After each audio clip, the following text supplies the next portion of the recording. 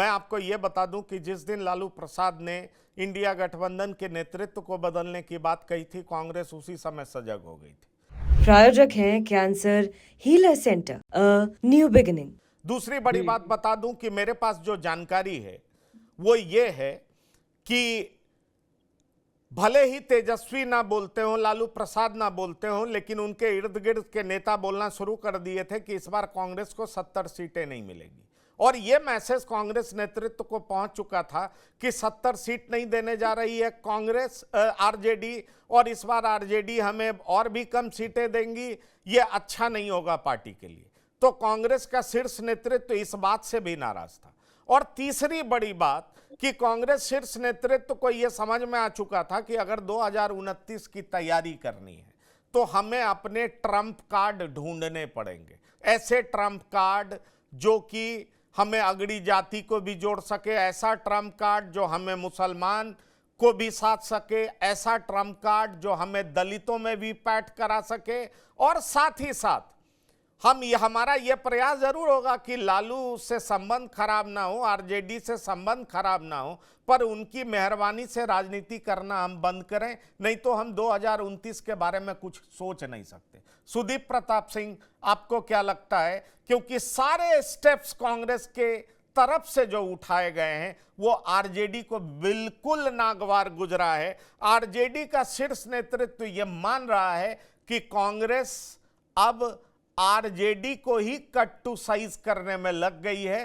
कांग्रेस अब आरजेडी के ही vote bank को हथियाने में लग गई है, क्योंकि कांग्रेस के भीतर वो कॉन्फिडेंस जगा है। कांग्रेस ये मान रही है कि जितनी क्षेत्रीय पार्टियां हैं वो हमारे ही वोट बैंक की वजह से सत्ता में हैं और हमें ही हड़काती हैं। आप कैसे देखते हैं इसको? पंकज जी, वोट बैंक कोई किसी का ऐसा तो है नहीं कि बंधुआ मजदूर है। वो वोट बैंक किसी समय था। कांग्रेस जो आज कर रही है, ऐसा नहीं है कि जिस समाज से कांग्रेस ला रही है उसका सारा वोट कांग्रेस को मिल गया जाता है। तो अखिलेश सिंह जी को जहां से लाए थे तो पूरा समाज उनके पीछे खड़ा होता। 2010 से 13 देखेंगे तो कैसर अली महमूद को उन्होंने लगाया था, कहाँ उनके पीछे चला गया। उसके बाद अशोक चौधरी भी रहे थे, करीब 13 से 17 तक अशोक चौधरी भी रहे थे। कोई बहुत जारी परिवर्तन नहीं हुआ। एक सुगबुगाहट है कि आपने उस समाज से जो 2 टाइम एमएलए भी रहे हैं, 2002 टर्म, एक जो इलेक्शन जीत के आ रहे हैं उसको कांग्रेस ने अपना अध्यक्ष बनाया है। ये एक मुकाम है।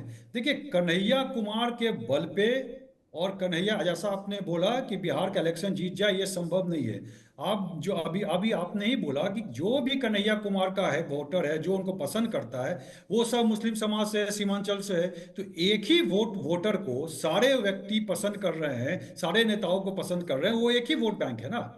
जहां तक पप्पू यादव का है, पप्पू यादव को अपना सीट निकालने के अलावा, जब उन्होंने अपना पार्टी भी बनाया था तो ऐसा नहीं था कि वो उन्होंने सीट जीत लिया था।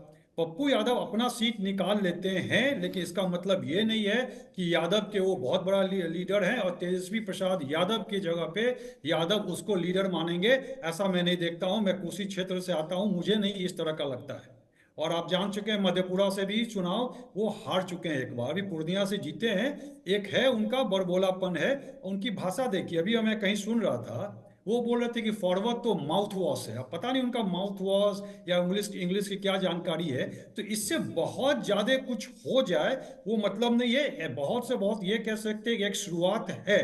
अब लालू प्रसाद जी से मिलने की बात है तो राहुल गांधी तो आते हैं, राहुल प्रसाद से मिलते हैं, लालू प्रसाद से मिलके ही करते हैं। अगर कांग्रेस सचमुच चाह रही है कि बिहार में अपने पैर पे खड़ा हो तो कांग्रेस को चुनाव अकेले लड़ने का हिम्मत होना चाहिए कि अगर लालू प्रसाद यादव, आरजेडी उनको 70 सीट नहीं देता है जैसा कि कह रहे हैं, और जैसा कि पता चल रहा है मैक्सिमम 50 सीट मिलने वाला है, अगर एक सीट भी कम होता है, वो अकेले लड़के दिखा जाए, तो उनका जो कैडर है या उनका जो कोई वोट बैंक है वो गैल्वनाइज होगा।